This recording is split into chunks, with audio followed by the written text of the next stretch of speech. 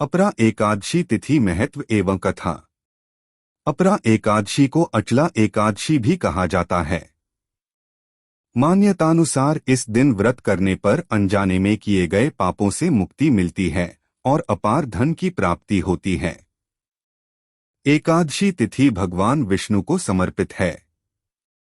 मान्यता है कि इस दिन भगवान विष्णु का व्रत करने और उनकी पूजा करने से सभी पापों का नाश हो जाता है और मोक्ष की प्राप्ति होती है। ज्येष्ठ महीने के कृष्ण पक्ष की एकादशी को अपरा एकादशी कहा जाता है। इसके अलावा इसे जलक्रीड़ा, अचला और भद्रकाली एकादशी के नाम से भी जाना जाता है। हिंदू पंचांग के अनुसार अपरा एकादशी का शुभारंभ 2 जून 2024 की सुबह 5:04 पर होगा। इसका समापन 3 जून 2024 की रात 2:41 पर है। उद्या तिथि के अनुसार इस साल अपरा एकादशी का व्रत 2 जून को रखा जाएगा। अपरा अचला एकादशी की महिमा। अपरा एकादशी का अर्थ होता है अपार पुण्य। पद्म पुराण के अनुसार इस दिन भगवान विष्णु की पूजा उनके वामन रूप में करने का विधान है। यूं तो सभी एकादशियां बहुत पुण्य देने वाली मानी गई हैं, लेकिन ऐसी मान्यता है कि अपरा एकादशी का व्रत करने से भगवान श्रीहरि विष्णु मनुष्य के जीवन से सभी कष्टों को दूर कर अपार पुण्य प्रदान करते हैं। धर्मग्रंथों में वर्णित है कि यह एकादशी बहुत पुण्य प्रदान करने वाली और बड़े बड़े पातकों का नाश करने वाली है। इस व्रत के प्रभाव से ब्रह्मा हत्या, भूत योनि, दूसरे की निंदा, परस्त्रीगमन, झूठी गवाही देना, झूठ बोलना, झूठे शास्त्र पढ़ना या बनाना, झूठा ज्योतिषी बनना तथा झूठा वैद्य बनना आदि सभी पाप नष्ट हो जाते हैं। अपरा को उपवास करके एवं इस महत्व को पढ़ने और सुनने से सहस्त्र यज्ञों का फल मिलता है। पूजा विधि। पद्म पुराण के अनुसार अपरा एकादशी को भगवान वामन या विष्णु जी की पूजा करने से मनुष्य सब पापों से मुक्त हो श्री विष्णुलोक में प्रतिष्ठित होता है। इस दिन सूर्योदय से पहले स्नान करके व्रत का संकल्प लें। श्रीमन नारायण को पंचामृत, रोली, मोली, गोपी चंदन, अक्षत, पीले पुष्प, तुलसी पत्र, ऋतुफल, मिष्ठान आदि अर्पित कर धूपदीप से आरती उतारकर दीप दान करना चाहिए। इस बार रविवार को एकादशी होने के कारण तुलसी पत्र एक दिन पहले ही तोड़कर रख लें। एकादशी व्रत के नियम। इस दिन शुभ रंगों के स्वच्छ वस्त्र पहनें। मन में भगवान विष्णु की छवि का ध्यान करते हुए नमो भगवते वासुदेवाय का जप और विष्णु सहस्त्रनाम का पाठ करना विशेष रूप से इस दिन बहुत फलदायी है।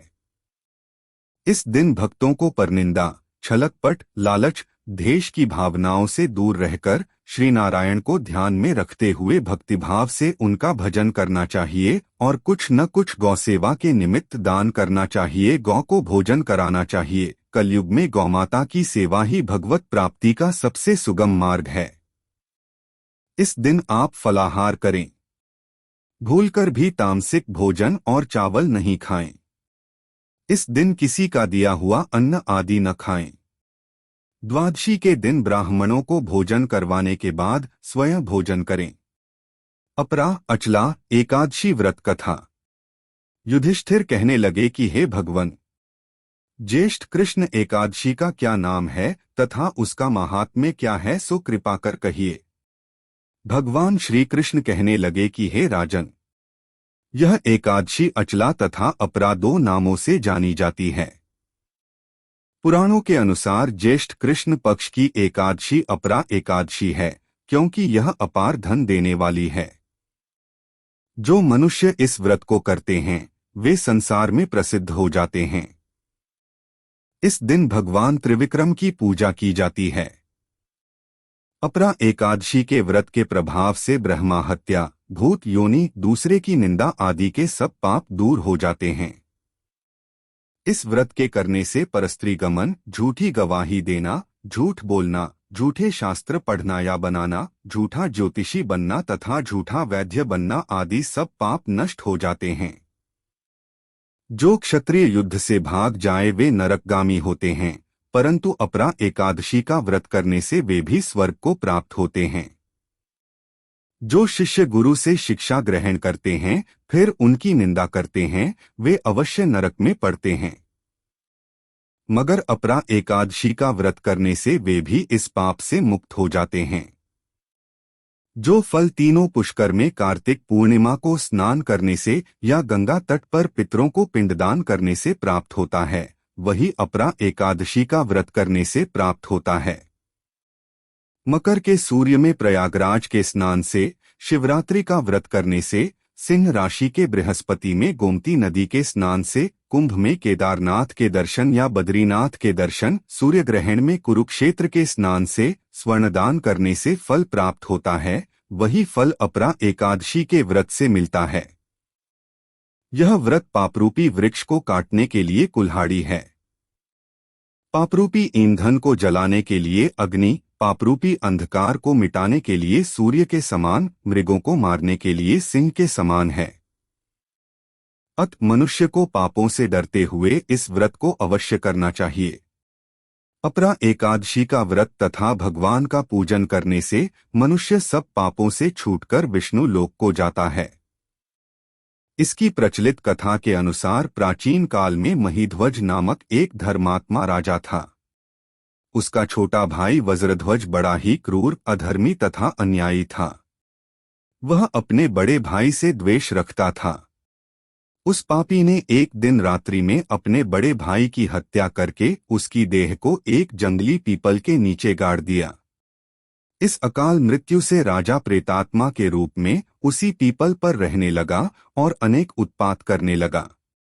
एक दिन अचानक धौमय नामक ऋषि उधर से गुजरे। उन्होंने प्रेत को देखा और तपोबल से उसके अतीत को जान लिया। अपने तपोबल से प्रेत उत्पात का कारण समझा। ऋषि ने प्रसन्न होकर उस प्रेत को पीपल के पेड़ से उतारा तथा परलोक विद्या का उपदेश दिया। दयालु ऋषि ने राजा की प्रेत योनि से मुक्ति के लिए स्वयं ही अपरा अचला एकादशी का व्रत किया और उसे अग्नि से छुड़ाने को उसका पुण्य प्रेत को अर्पित कर दिया। इस पुण्य के प्रभाव से राजा की प्रेत योनि से मुक्ति हो गई। वह ऋषि को धन्यवाद देता हुआ दिव्य देह धारण कर पुष्पक विमान में बैठकर स्वर्ग को चला गया। हे राजन, यह अपरा एकादशी की कथा मैंने लोकहित के लिए कही है। इसे पढ़ने अथवा सुनने से मनुष्य सब पापों से छूट जाता है। एकादशी पर गौसेवा गौमाताओं को भोजन कराने से देवता प्रसन्न होते हैं और आशीर्वाद देते हैं। क्योंकि गौमाता में 33 कोटि देवताओं का निवास है, वहीं पितृलोक में पितृ प्रसन्न होते हैं और आशीर्वाद देते हैं, जिसके फल स्वरूप घर में धन धान्य, सुख संपत्ति, शांति संपन्नता और वंश में वृद्धि पुत्रादि प्राप्ति होती है। इसलिए एकादशी पर गौसेवा के निमित्त कुछ न कुछ दान अवश्य करें। जय श्री राधे राधे।